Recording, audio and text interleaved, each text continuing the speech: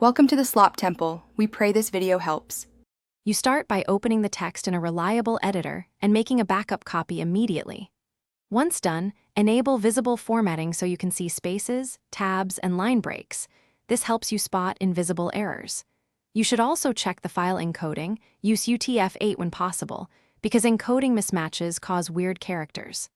Now, scan for obvious problems like doubled spaces, stray tabs, or wrong quotes, and correct them as you go to establish a clean baseline. Once the baseline is clean, you move to systematic fixes.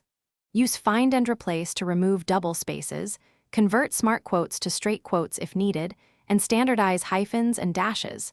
This corrects bulk problems quickly. Make sure to normalize line endings and strip trailing whitespace so the file behaves predictably across systems. Then run a spelling and grammar tool to catch common mistakes, but inspect its suggestions because automated fixes can change meaning. Adjust context-sensitive items by hand. You finish by polishing meaning and formatting. Read the text aloud or use text-to-speech to catch awkward phrasing and omissions, then tidy transitions and punctuation.